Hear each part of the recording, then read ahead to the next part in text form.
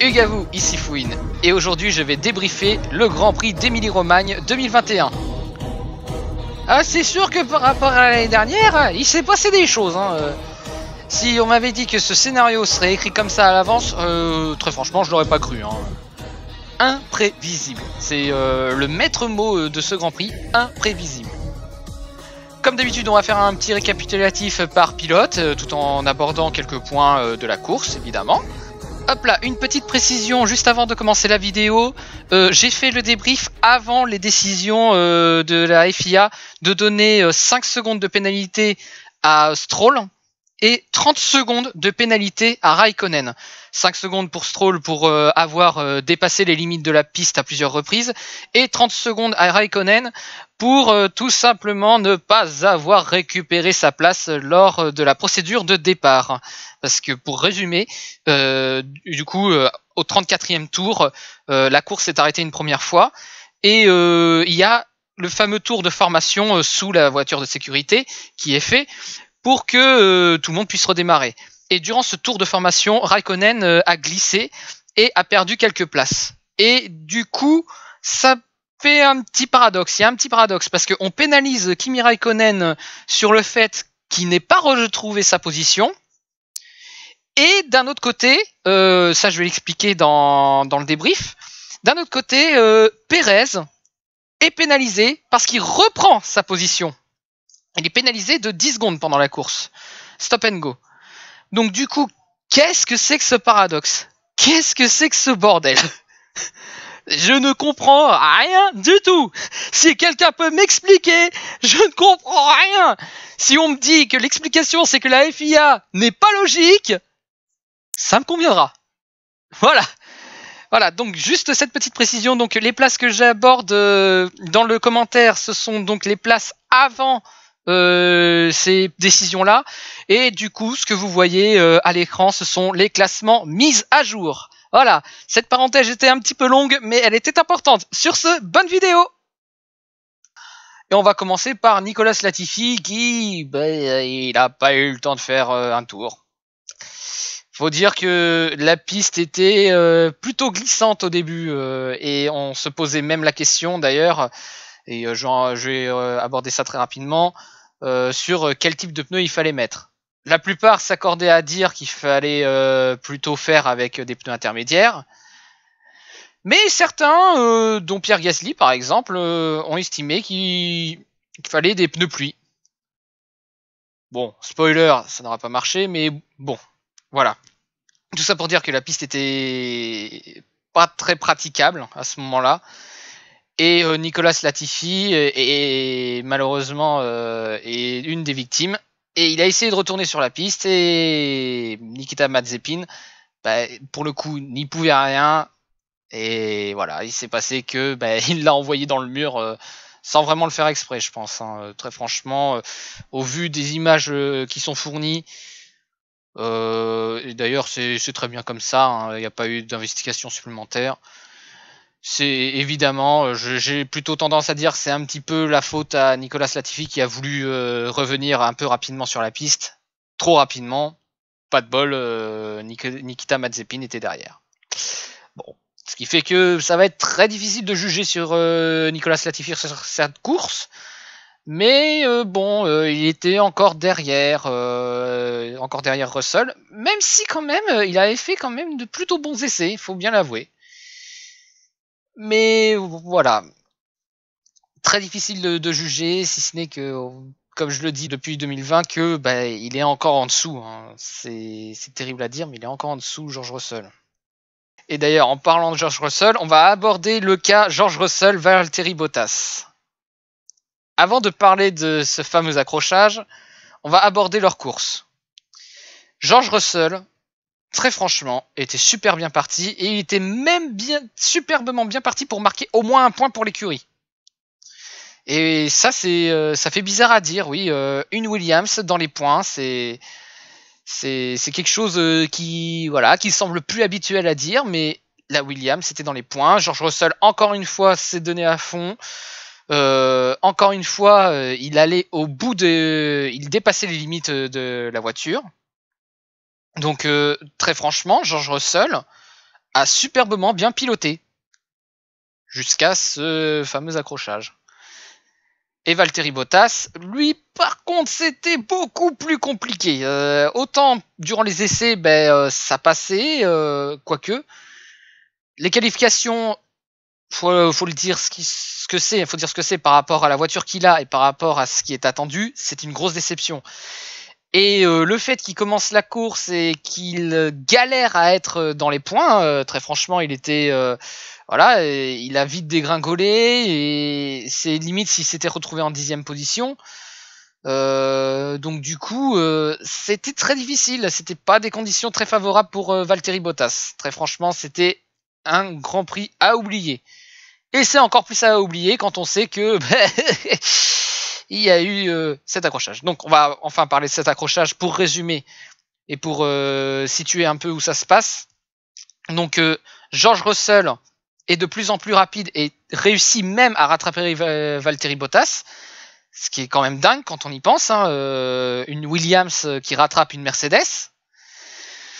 Du coup, George Russell se prépare à dépasser, il est largement plus rapide, il va se mettre sur la droite de la piste. On est au niveau de juste après la ligne d'arrivée, donc voilà, on arrive vers le premier virage. Il se décale vers la droite, mais le problème c'est que Valtteri Bottas défend sa position. Il défend sa position, évidemment, il va coller un petit peu à droite, il veut essayer un petit peu de le tasser, mais on voit quand même que avant le fameux accrochage, il donne un petit coup à gauche, comme s'il était conscient, ça dure pas longtemps, hein, comme s'il était conscient que voilà, il faut, évidemment, il va essayer de défendre sa position, il va essayer de le tasser un petit peu, mais très rapidement, il s'est mis à gauche pour essayer de quand même laisser de la place. Sauf que le mal était déjà fait. George Russell était en train de dépasser avec le DRS ouvert. Il a suffi qu'il aille un petit peu sur l'herbe. Et il s'est passé que ce fameux accrochage. Voilà. D'ailleurs, petite précision, heureusement que le halo est là. Heureusement qu'il est là parce que très franchement, s'il n'y avait pas le halo, je pense que George Russell aurait pu littéralement lui rouler dessus. Comme quoi, le halo, c'est une bonne chose. C'est la 3e fois qu'on le voit vraiment à l'œuvre sur une situation vraiment critique comme ça. Comme quoi, hein, le halo, hein, c'est une bonne chose. Hein. C'est peut-être moche. Ça, oui, c'est moche. Mais ça sauve des vies. Alors, pour revenir à cet accident, qui c'est qui est le responsable ? C'est très difficile, franchement, c'est très difficile, même si j'ai tendance à dire que juste sur le fait que Valtteri Bottas s'est un petit peu décalé vers la gauche pour essayer de laisser un peu de place, même si le mal était un peu fait, je pense très franchement que... Après, c'est très litigieux, hein, mais ça sera à voir s'il y a une enquête là-dessus, mais je pense très franchement que c'est peut-être George Russell le responsable, malheureusement. Alors on pourra dire oui, mais s'il a collé à droite, c'est parce que l'autre a défendu. Oui, je suis d'accord aussi. C'est pour ça que essayer de donner un responsable, de dire quel est le responsable de cet accident est un peu difficile.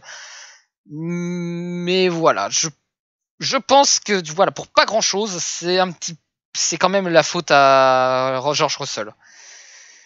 Maintenant, c'est à voir. C'est vrai que c'était très impressionnant, les images étaient très impressionnantes, et d'ailleurs, j'en profite pour dire que le drapeau rouge, évidemment qu'il fallait mettre un drapeau rouge, parce que au vu des dégâts qu'il y avait et des débris, voilà. Mais quand même, ça a été très rapide, hein. Le drapeau rouge n'a pas duré si longtemps que ça, hein. C'est quand même impressionnant. Bravo les équipes de nettoyage, bravo à tous les commissaires, très franchement, magnifique, rien à dire. Donc du coup voilà, donc George Russell était bien parti pour faire une bonne course. Valtteri Bottas, c'était difficile. Et maintenant on va aborder les pilotes qui sont classés. En 17e position, Nikita Mazepin. Nikita Mazepin plutôt. Oui, bah, je suis désolé, je rejoins un peu la mouvance des mêmes qui sévissent sur lui, mais 2 spins en FP1 et un spin à la toute fin de la course. Bon, bah, voilà, on change pas une équipe qui gagne. Hein. Bon, on pourra dire que Mick Schumacher, juste devant lui, en a fait un. Oui, il en a fait un, et ça d'ailleurs, ça l'a d'ailleurs bien emmerdé en début de course. Mais très franchement, Nikita Mazepin, on va prendre à partir du deuxième départ, 34e tour, donc il est juste derrière Mick Schumacher, et en l'espace d'une trentaine de tours, il s'est pris quand même 1 minute. Et si on enlève le fait qu'il ait fait son spin dans les derniers tours, c'est quand même une quarantaine de secondes, c'est beaucoup. C'est beaucoup 40 secondes de prix. Hein, décidément, il y a un problème avec Mazepin. C'est un troll. C'est un troll. Sérieusement, franchement. Alors, je sais que la A c'est impilotable, mais quand même.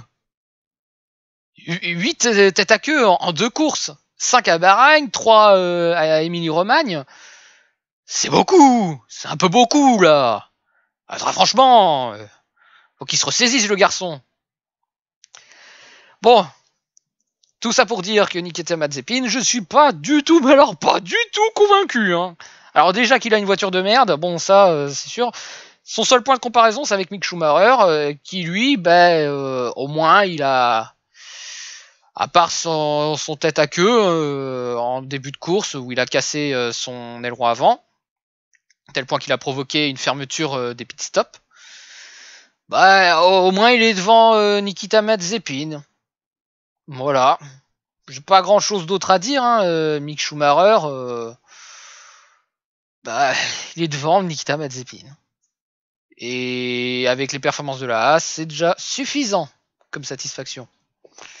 Triste à dire. 15e position avec la voiture Aston Martin de Sébastien Vettel.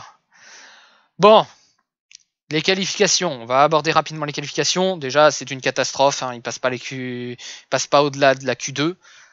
C'est voilà. À partir de là, c'est catastrophique. Mais bon, ça aurait pu s'arrêter là. On va dire que Aston Martin a rajouté une bonne couche de merde sur les possibilités que pouvait avoir Sébastien Vettel. Faut pas se le cacher. Hein. Il aurait pas fait de miracle, je pense. Hein. Très franchement, allez, peut-être une 10e place et encore, j'y crois même pas qu'il aurait pu titiller la 10e place. J'y crois pas. Donc du coup, il y a eu un premier problème. La voiture n'a pas pu rejoindre la ligne de départ, donc du coup, il a dû démarrer des stands. Et deuxième problème, il s'est pris 10 secondes de pénalité parce que les pneus n'étaient pas installés sur le véhicule 5 minutes avant le départ. Aouh. Bon, autant dire que c'était une course pourrie pour Sébastien Vettel et il a juste servi de punching ball et de crash test pour les pneus secs parce que très franchement, toutes les écuries peuvent remercier Sébastien Vettel d'avoir participé un peu au crash test pour tester les pneus secs. Voilà, c'est tout ce qu'on peut dire. Hein. Il a enregistré quelques meilleurs tours à ce moment-là, mais bon. Ça va pas durer longtemps. D'ailleurs, ils l'ont arrêté apparemment pour un problème de boîte de vitesse, d'après ce que j'ai compris, qui était un petit peu faible sur la fin. Donc autant le ménager, autant arrêter les frais. De toute façon, il ne pouvait pas espérer mieux. En 14e position, Antonio Giovinazzi. Alors c'est un peu trompeur sa 14e position vue comme ça, parce qu'il était très longtemps dans le top 10. Hein. Il était même bien parti pour avoir un point, mais malheureusement, vers la fin de course, il a dû faire un arrêt au stand parce qu'il y avait apparemment un peu de saleté au niveau des freins. Il y avait peut-être des débris, bref, il était obligé de passer au stand pour qu'on nettoie un de ses pneus. Pas de bol. Mais bon, dans l'ensemble, il a quand même fait une plutôt bonne course, Antonio Giovinazzi. Juste dommage qu'il y ait eu ça, mais voilà, bonne course. Yuki Tsunoda. Alors lui, il y a vraiment 2 courses. La première sous la pluie, où très franchement, il fait une superbe remontada. Il démarre 20ème après son crash en qualification lors de la Q1 d'ailleurs. Il n'avait pas pu boucler un tour. Crash qui a fait quand même beaucoup de dégâts sur la voiture pour apparemment une vitesse plutôt faible. Hein. Il a réussi à démonter le pauvre l'arrière de son véhicule. Mais bon. Voilà, ça c'est la Q1. Voilà, tout ça pour dire qu'il a fait une superbe remontada. Magnifique, hein, très franchement, il n'y avait rien à dire. C'était très beau. Parfait. Puis la deuxième moitié de la course, au restart, malheureusement, il a fait un tête à queue. Il a roulé un petit peu sur une partie humide. Alors, faut préciser que au moment du restart, ça faisait depuis quelques temps maintenant que les voitures commençaient à rouler avec des pneus secs, mais que la piste était encore humide par endroits. Et malheureusement, il a roulé un petit peu sur cette partie humide au niveau du premier, deuxième virage, et ça a coûté cher, à tel point que malheureusement que ça a complètement déstabilisé la course de Yuki Tsunoda, parce que il a dépassé plusieurs fois les limites de la piste et s'est même pris 5 secondes de pénalité pour ça. Donc du coup, bilan très mitigé pour Yuki Tsunoda. En 12e position, Sergio Pérez. Sergio Pérez qui, la plupart du temps, faut le dire, a fait une plutôt bonne course, même si quand même dès le premier tour, dès le départ, il s'était fait un petit peu dépasser par les événements. Bon, il a essayé de dépasser Lewis Hamilton et du coup, ça n'a pas fonctionné. Il s'est retrouvé 3e, voire même 4e par moment. Donc voilà, c'était un petit peu dur, mais on sentait que voilà, la Red Bull était là, ils étaient prêts. Et malheureusement, une petite sortie de piste, malheureusement, annule tous les espoirs de Sergio Pérez d'être dans les points. Et une petite sortie de piste au niveau du virage 4-5 qui coûte très cher. Très cher. Et oui, encore une fois, c'était un problème sur le fait qu'il ait roulé un petit peu dans la partie humide de la piste. Et ça ne pardonnait pas. Mais alors pas du tout. D'ailleurs, je précise que voilà, c'est tous les pilotes globalement ont dû lutter, mais à un point, on n'imaginait même pas avec ça. Donc Sergio Pérez, c'est vraiment, on peut dire que c'est une déception. Très franchement, on peut dire que c'est une déception parce que le potentiel était là. Oui, il n'était pas devant Verstappen au final, mais là, c'est une déception parce que c'est beaucoup de points envolés sur cette simple erreur. Il y en a d'autres qui ont fait des petites erreurs, mais voilà, pour moi, si je le mets dans une de mes déceptions, Sergio Pérez, c'est pour le potentiel. Le pilotage, globalement, il a été bon. Mais pour le trop grand nombre de points qu'ils ont perdus, ce qui est toujours important pour le championnat, ça fait mal. On pourrait dire pareil de... D'ailleurs, ça me fait tilter, j'aurais pu dire pareil de Bottas, mais je trouve que la déception n'est pas suffisamment grande. La déception que j'ai n'est pas suffisamment grande par rapport à Sergio Pérez. Donc c'est pour ça que Sergio Pérez fait plus partie de mes déceptions. Ensuite, on va aborder les Alpines. Donc 10e Esteban Ocon et 11e Fernando Alonso. Fernando Alonso qui... Voilà, c'est aussi une déception, très franchement. On sent que voilà, c'était pas sa course, franchement. Est-ce que c'était un problème avec la voiture?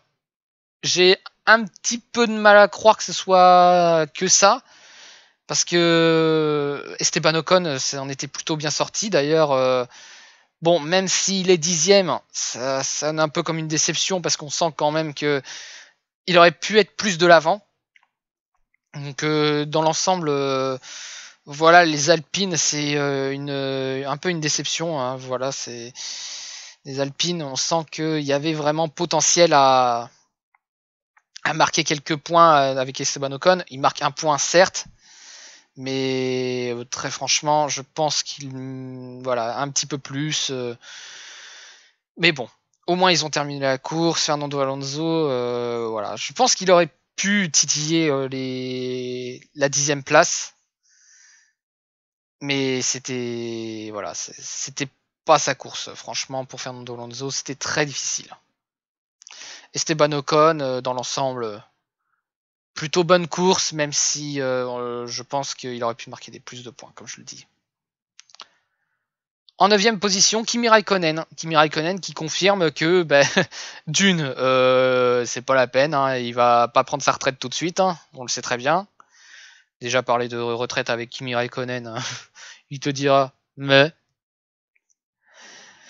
Et voilà, 9e position, superbe position, Alfa Romeo qui commence vraiment à bien à se sortir vraiment des écuries de queue de peloton, qui peut titiller quelques points, c'est déjà ça. Donc très franchement, belle performance pour les Alfa Romeo. Et comme je le dis, les Alfa Romeo auraient même mérité de marquer un peu plus de points s'il n'y avait pas eu ce petit problème avec Antonio Giovinazzi, qui avait la capacité de marquer des points. Donc très bonne course pour Kimi Raikkonen. Pierre Gasly, 8e position. Ça peut sembler un peu bizarre pour ceux qui n'ont peut-être pas suivi le Grand Prix, mais Pierre Gasly est pour moi la grosse déception du jour. C'est la grosse déception du jour. Non pas, je ne sais pas qui a pris la décision de faire ça. En gros, pour expliquer donc le départ sous une piste humide, tout le monde prend les intermédiaires, sauf les As et Pierre Gasly, qui est en 5e position. Pierre Gasly va démarrer la course en 5e position. Et ce qui s'est passé, c'est que AlphaTauri espérait une pluie. Une pluie plus battante, plus forte, qui au final n'est jamais arrivée. Et du coup, les performances se sont effondrées. Pierre Gasly diminue très rapidement, il chute jusqu'à même se faire dépasser par Yuki Tsunoda. C'était une catastrophe, tout simplement une catastrophe, vraiment une course à oublier. Franchement, s'il n'y avait pas eu le drapeau rouge, il aurait très probablement fini hors des points. Et heureusement qu'il y a eu cet accrochage, parce que, faut le dire, hein, ça lui a sauvé la mise. Hein. Franchement, pour dire à quel point ça n'allait pas, il faut resituer que il était en 14e position au moment où la course s'est arrêtée une première fois. 14e position, derrière Ocon, 13e, Alonso 12e, Giovinazzi 11e et Tsunoda 10e. Et Hamilton 9e. Mais bon, ça je vais en parler tout à l'heure pour Hamilton. Mais tout ça pour dire que voilà, il a chuté quand même de la 5e à la 14e position, ce qui est quand même incroyable. C'est quand même incroyable. Il avait tout pour lui. Mais malheureusement, cette stratégie mauvaise d'AlphaTauri, alors je ne sais pas qui a confirmé, je ne sais pas comment précisément ça se passe, mais selon moi, je pense qu'il y a eu cette possibilité. On en a parlé à Pierre Gasly, et c'est Pierre Gasly qui a dû dire « Ok, on fait comme ça. Voilà, j'accepte ta stratégie. » Je ne sais pas comment ça se passe précisément, mais toujours est-il que c'est pour ça que ça reste une très très grosse déception, parce que très franchement, Pierre Gasly aurait pu marquer beaucoup plus de points. Il avait la capacité de marquer plus de points. Mais voilà, cette pluie n'est jamais arrivée. Et très franchement, il s'en sort quand même plutôt bien. 8e position, c'est 4 points précieux. En plus, il termine devant Tsunoda. Bon, Tsunoda, c'est sûr que ça a été simple à le dépasser vu qu'il a fait un tête à queue, mais ça doit quand même rassurer. Hein. Très franchement, ça aurait pu et ça aurait dû être pire pour Pierre Gasly. C'est vachement bien payé, la 8e position. Mais au moins, ça confirme une chose, c'est que il a une voiture qui est performante. Il a une voiture qui est faite pour. Tout simplement. En 7e position, Lance Stroll, où j'ai pas forcément grand chose à dire. Hein. De toute façon, il a fait avec les moyens du bord. Hein. On sait que maintenant qu'on a passé la déception des Aston Martin qui avaient énormément de promesses et qui du coup va certainement pas les tenir. Bah du coup, la 7e position de Lance Stroll, j'ai envie de dire qu'il ne pouvait pas vraiment espérer plus. Allez, peut-être la 6e position avec Daniel Ricciardo, mais Non, je trouve que 7ème position, c'est bien. C'est une bonne course. C'est toujours mieux que Vettel. Bon, Vettel, comme je l'ai dit, il n'a pas été aidé, mais voilà, Lance Stroll, c'est voilà, bon pilotage, quelques petites erreurs par-ci par-là, mais non, dans l'ensemble, j'ai pas grand-chose à dire sur Lance Stroll. Ensuite, en 6ème position, nous avons Daniel Ricciardo. Daniel Ricciardo, ouais, très franchement, c'est une petite déception aussi. Alors, pas autant que ceux que j'ai cités précédemment, même si s'il y en avait un qui n'était pas dans le top 3, je l'aurais mis. Je crois qu'il aurait été dans le top 3 s'il n'y avait pas ces trois-là devant. Mais très franchement, Daniel Ricciardo, voilà, c'est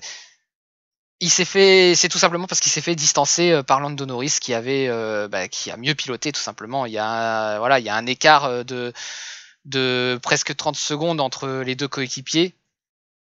D'ailleurs, Lando Norris avait demandé à dépasser Ricciardo, ce qui fut chose faite dans les premiers tours de la course.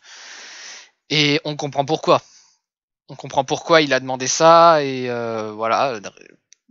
Certes, 6ème position, c'est bien d'un côté, hein, mais c'est sûr que voilà, il subit la comparaison avec son coéquipier. Donc un peu une déception, mais au moins c'est des points importants pour l'écurie et pour le classement constructeur.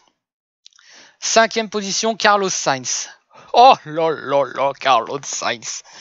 Il s'en sort quand même super bien parce que 5ème position, avec tout ce qui lui est arrivé, surtout en première moitié de course, il a fait énormément de sorties de piste. Mais tu te demandes comment ça se fait qu'il est 5ème. C'est dingue. Tant mieux, hein, tant mieux pour lui, mais waouh, ce ne fut pas facile pour Carlos Sainz, hein, c'était très difficile. Carlos Sainz, voilà, il limite très franchement la casse. Et c'est vrai que le classement, quand on voit le classement, oui, il y a un faible écart entre Lewis Hamilton et lui, mais ça n'a pas été facile cette course. Hein. Il a dû lutter comme pas permis. Hein. Il lutte aussi un peu contre lui-même, hein, parce que voilà, toutes ces sorties de piste, tout ça pour dire que Carlos Sainz, waouh, autant 5ème c'est superbe, autant quand tu sais comment ça s'est passé la course, tu te dis c'est vachement bien payé. Tant mieux hein, d'un côté, hein, ça fait de beaux points pour Ferrari, hein, mais que ce fut laborieux. Hein. Charles Leclerc, j'ai pas grand chose à dire, si ce n'est que très franchement, j'ai cru qu'il allait tenir une 3ème, puis une 2ème place à un moment donné, hein, suite à la petite erreur de Lewis Hamilton dont on parlera, cette petite erreur qui a failli lui coûter beaucoup plus de points qu'il a eu là. Donc du coup, Charles Leclerc, très franchement, bonne performance, magnifique, pas grand chose à dire, très peu d'erreurs, voilà, belle course. Lando Norris 3ème, ça confirme une chose, c'est que voilà, les McLaren, elles sont en train de se rapprocher des top teams. Ça se rapproche, on sent que c'est là. Même pendant les qualifications, on sentait le potentiel. D'ailleurs, Lando Norris a failli démarrer 3ème, jusqu'à ce que son temps soit annulé dans les qualifications pour dépassement des limites de la piste, ce qui était bête. Et ça confirme, voilà, tout simplement que Lando Norris et voilà, c'est une petite étoile montante. On le sent déjà depuis l'année dernière. Il est capable de faire quelques trucs un peu fous. Et ça confirme sa forme pour cette saison 2021. La 3ème place est une très très très très belle récompense. Très franchement, on a cru qu'il aurait pu tenir la 2ème position. Il était bien parti pour... et d'ailleurs, ça aurait été son meilleur résultat. Mais on a eu un Lewis Hamilton derrière qui a bombardé comme c'était pas permis. D'ailleurs, cette 2ème position, c'est sûr que si on regarde comme ça, qu'on regarde un jour le classement comme ça, sans faire abstraction de ce qui s'est passé durant la course, on pourrait dire ouais, Lewis Hamilton 12ème, c'est logique. Hein. Mais pour ceux qui ont suivi la course, c'est totalement inespéré cette 2ème position. Pour résumer, donc du coup, Lewis Hamilton est en lutte face à Max Verstappen. Il a une occasion en or pour dépasser Verstappen parce que au moment où on fait les premiers changements de pneumatiques pour passer des pneus intermédiaires à des pneus slick, des pneus secs, d'ailleurs il avait choisi des pneus jaunes, des médiums.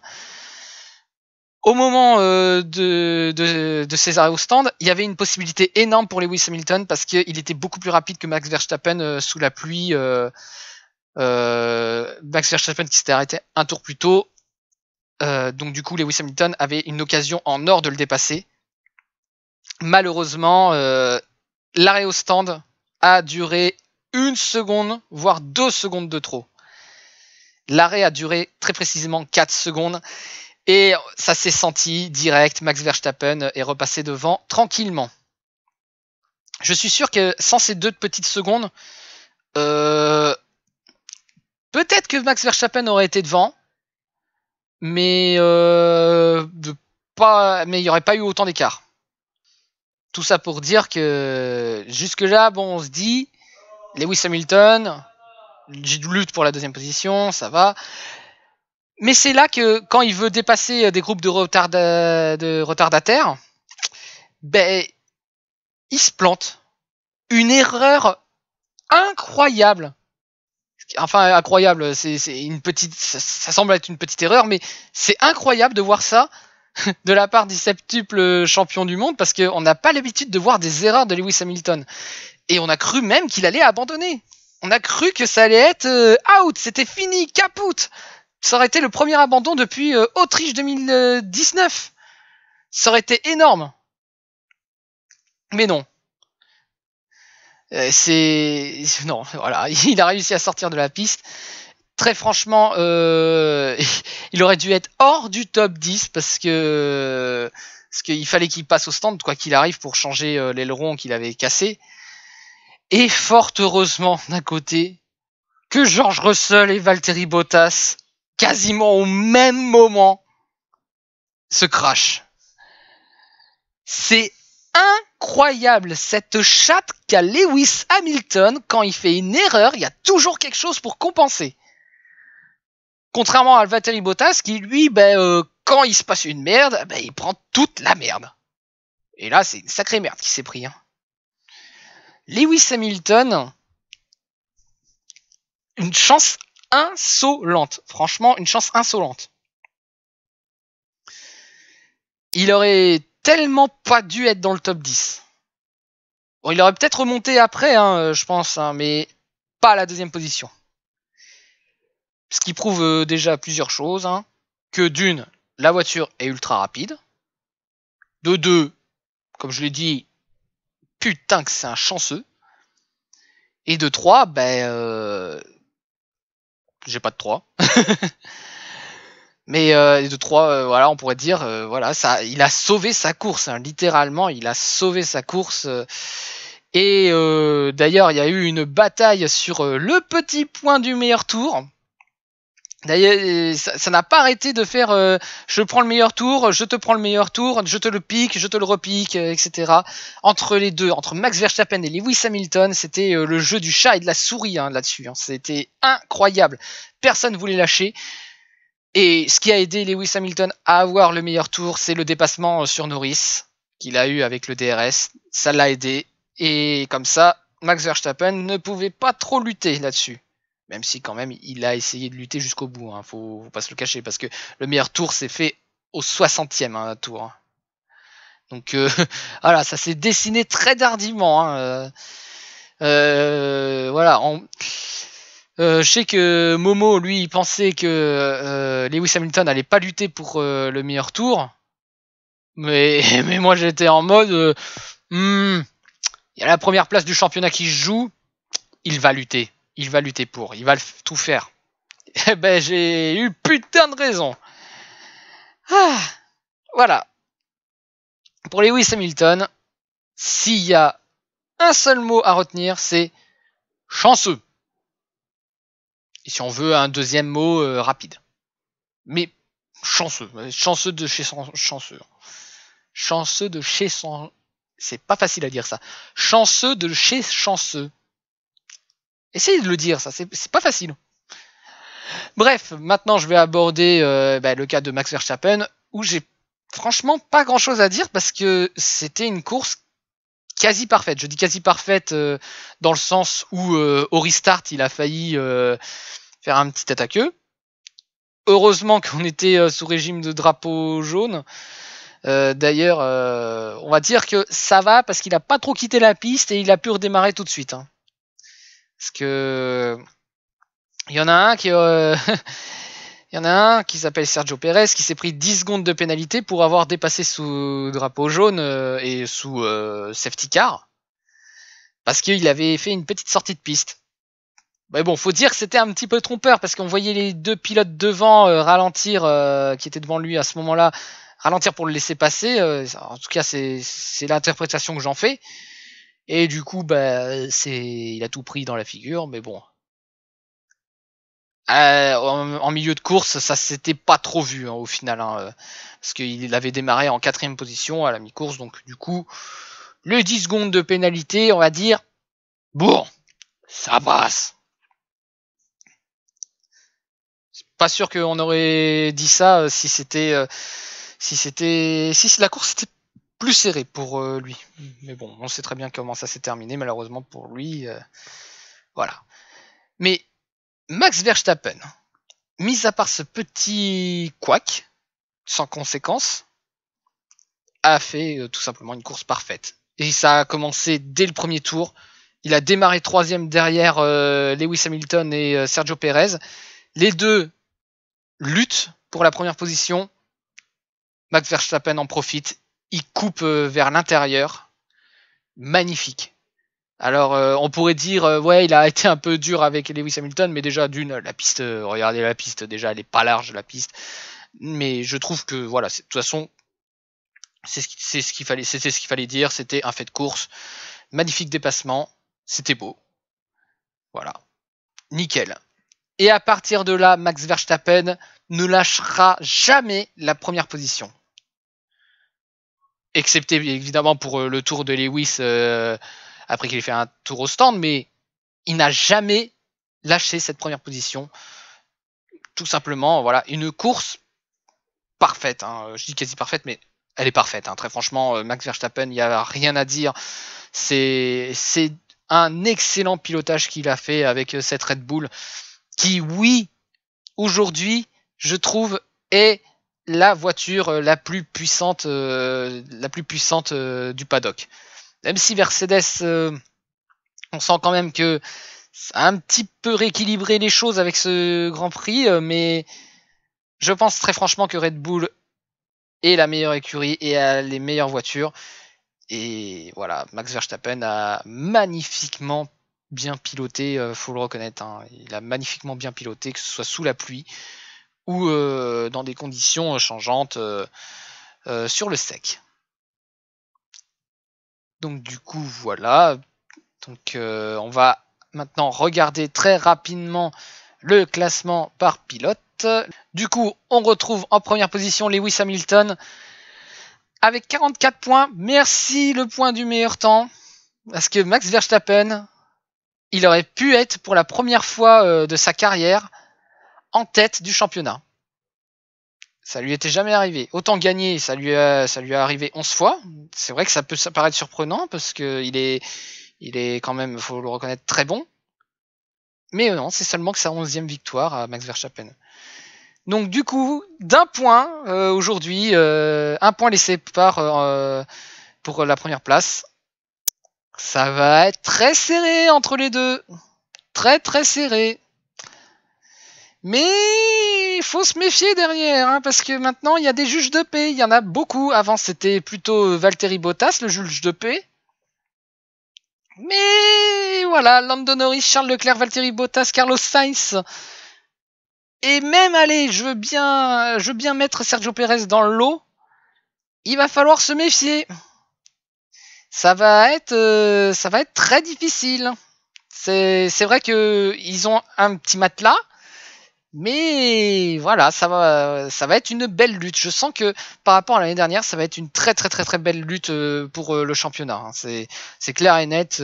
Là où l'année dernière, au bout de 3-4 grands prix, on savait tout de suite que c'était Hamilton qui allait gagner. Là, très franchement, pour le moment, c'est certes le deuxième Grand Prix, mais que ça va être dur pour tous ces pilotes. Hein. Voilà, on sent qu'il y a énormément de potentiel. Ça va vouloir se battre, ça va être une saison de dingue, tout simplement. Du coup, on retrouve on a 27, 20, 16, 14 pour Carlos Sainz et Daniel Ricciardo. Sergio Pérez 8ème avec 10 points. C'est sûr que on s'attendait à beaucoup plus de points pour Sergio Pérez au bout de course, mais bon, c'est que le début, faut se dire ça. Il peut se rattraper après, il est capable. Je ne m'inquiète pas trop pour ça. 9ème Lance Stroll avec 7 points. Ça peut paraître un peu décevant par rapport, comme je l'ai dit, au potentiel des Aston Martin, mais bon, je crois bien que malheureusement, c'est sa position. Gasly a même les capacités d'être devant Lance Stroll, c'est pour dire, mais bon. Aujourd'hui, il est 10ème. Ça peut paraître peu, mais au vu de ce qui se passe, c'est vrai qu'il méritait peut-être au moins peut-être 5, 6, 7 points de plus. Mais voilà, il a encore 21 courses, ou peut-être moins, parce qu'on ne sait pas comment ça va se passer la suite de la saison, mais en admettant que toutes les courses sont maintenues ou qu'elles sont remplacées, il reste 21 courses pour Pierre Gasly pour prouver que voilà, l'année 2020 était excellente et que c'était l'année du renouveau, du phénix qui renaissait de ses cendres. Il n'y a plus qu'à prouver. Voilà. Il y a eu 2 grands prix difficiles pour lui, mais voilà, 10ème position, il y a potentiel à faire plus. 11ème position, et Kimi Raikkonen et Yuki Tsunoda. Yuki Tsunoda qui, je pense, aurait pu marquer plus de points, mais bon, c'est comme ça. Même si dans l'ensemble, Yuki Tsunoda s'en sort dans l'ensemble plutôt bien, même si la fin de course et même la première séance de qualification tend vraiment à le faire tirer vers le négatif. Mais 12ème position, c'est une position correcte. Esteban Ocon qui marque enfin ses premiers points, ça doit faire du bien, très franchement, ça va lui faire du bien parce que autant il était mené à Bahreïn, ce qui l'a sauvé par rapport à Fernando Alonso, c'est qu'il a eu au final un problème de sachet plastique. Voilà, c'est le problème, ça vient d'une personne extérieure, donc ça craint. Et Fernando Alonso, donc 14ème Fernando Alonso, c'est les 2 premiers Grands Prix, mais je pense très franchement qu'il va marquer des points. Ce n'est pas possible, je n'imagine pas autrement.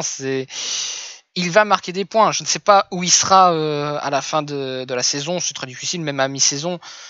Mais je ne crois pas à un Fernando Alonso qui ne marque pas de points. Ce n'est pas possible. À moins que la voiture s'effondre totalement, je n'y crois pas. En 15e position, Antonio Giovinazzi, 16e George Russell, 17e Sébastien Vettel. D'ailleurs, quand on y pense, Sébastien Vettel, oh là là là là là là là là, 17e. Il est tombé vraiment bien bas. C'est que 2 grands prix, certes, mais très franchement, est-ce que vous espérez très franchement qu'il marque au moins un point? Moi, j'en suis à un stade où je suis presque prêt, mentalement parlant, je suis presque prêt à avoir un Sébastien Vettel à 0 points. Mais bon, c'est que les 2 premières courses, ça peut encore améliorer, ça peut changer. Mais voilà, de toute façon, Sébastien Vettel, hop, n'espérez pas grand-chose de lui pour moi. En 18e position, Mick Schumacher. Bah, il est devant Nikita Mazepin. Hein. Voilà. Et Nicolas Latifi, 20e. Après, je ne sais pas trop comment ça se passe, les classements. Je pense que ça se fait par rapport à la meilleure position. Et si on se base sur les meilleures positions, bah, du coup, Latifi a terminé 18e au premier Grand Prix. Et Nikita Mazepin et Mick Schumacher, leur meilleure position, c'est 16e et 17e. Pour 16e pour Schumacher et 17e pour Mazepin. Et c'est ça qui fait la différence. Bon, très franchement, est-ce que ça aurait choqué que Nikita Mazepin soit dernier? On peut dire très franchement non, hein, je pense que ça n'aurait pas été surprenant. Mais bon, c'est comme ça. Classement constructeur, oh là là là là, le classement constructeur, c'est très serré entre Mercedes, Red Bull et McLaren qui, mine de rien, a fait une superbe opération, on peut le dire. Hein, c'est avec 2 voitures dans le top 6, c'est sûr que ça a aidé. Et pareil pour Ferrari, 2 voitures dans le top 6, c'est sûr que ça aide pour grappiller encore plus de points. Et du coup, donc Mercedes, Red Bull, McLaren, Ferrari dans un mouchoir de poche, faut bien le dire. Pour le moment, ça s'oriente à une bataille entre 4 écuries. Hein. Même si j'aurais peut-être tendance à dire que Ferrari est peut-être sa 4e position est plutôt légitime. Parce que voilà, je trouve que c'est peut-être encore eux les plus faibles pour le moment. Mais McLaren, j'aurais tendance à me méfier. Aujourd'hui, oui, ils sont la 3e force, et j'aurais tendance à dire oui, c'est mérité cette 3e place. Mais au vu de ce qui s'est passé dans ce Grand Prix, je me dis, est-ce qu'ils pourraient pas aller titiller encore plus que ça les 2 meilleures écuries actuelles? Il y a le potentiel. Donc c'est complètement incroyable.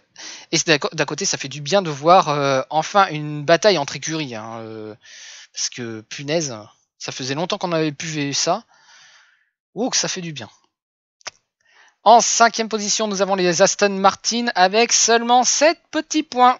Mais bon, déjà d'une, comment faire quand tu as qu'un seul pilote qui peut potentiellement marquer des points? Et non, c'est pas Vettel. Et en 6e position, AlphaTauri Honda à 6 points.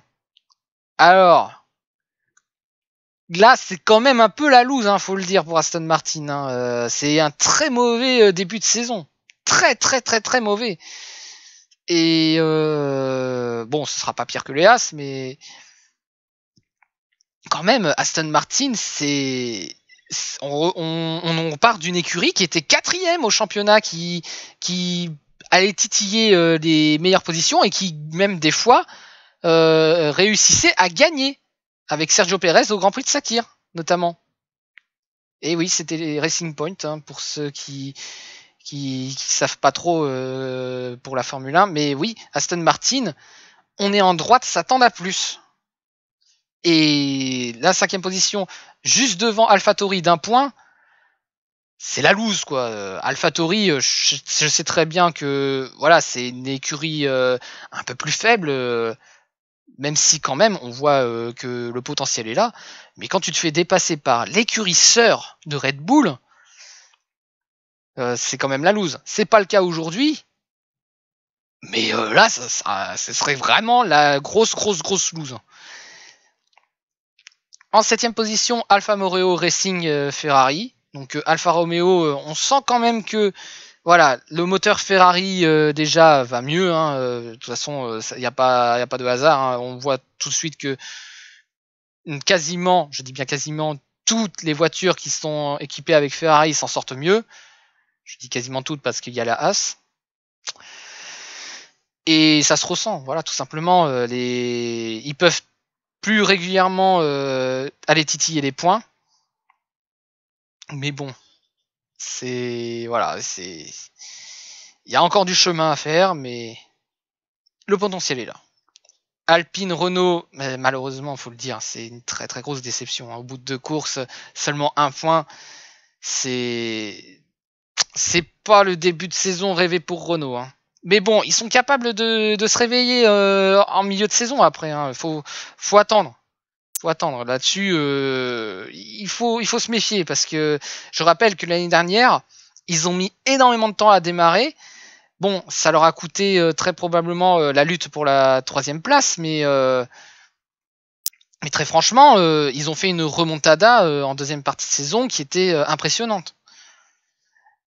5e au final, mais bon, certes, c'est comme ça. Hein. Et là, 8e, c'est vraiment très mauvais début de saison pour les Alpines. Les Williams, c'est... ils peuvent faire que mieux, mais c'est vrai que là, c'est très dur par rapport au crash qu'il y a eu, parce qu'ils avaient enfin l'occasion de marquer un point pour cette écurie qui n'en a plus marqué depuis au moins 2019. C'est terrible. Williams, il y a le potentiel pour marquer ce petit point là. Il y a un potentiel, il y a quelque chose, mais... Et encore une fois, malheureusement, c'est d'ailleurs encore une fois à Émilie-Romagne. Ils ont l'occasion de marquer un point, et malheureusement, ça ne passe pas. Donc Williams, bon, peuvent dire au moins qu'ils sont meilleurs que les As. Les As qui font de la figuration. Voilà, ils ont 2 pilotes. Un qui est quand même un peu plus talentueux que l'autre, qui est juste là parce que... juste là parce qu'on va dire que... il a un bon sponsor derrière lui. Et que As a besoin d'argent.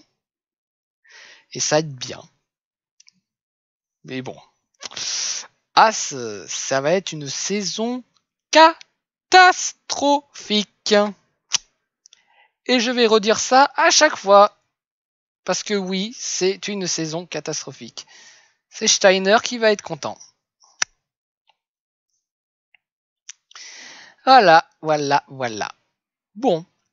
Ben c'est sur ça qu'on va se laisser. Et du coup, on se retrouve normalement dans 2 semaines pour le Grand Prix du Portugal. Donc il y aura évidemment le petit débrief de ma part. Et je pense que ça va être un bon Grand Prix, hein, de toute façon. Ah, et j'ai failli oublier la note de la course d'Émilie-Romagne. Et oui, quelle note j'attribue? J'ai donné un 14 pour Bahreïn. Eh ben, je vais mettre un joli 16. Parce que mine de rien, très franchement, par rapport à l'année dernière, où c'était chiant comme pas possible, là au moins il s'est passé des choses.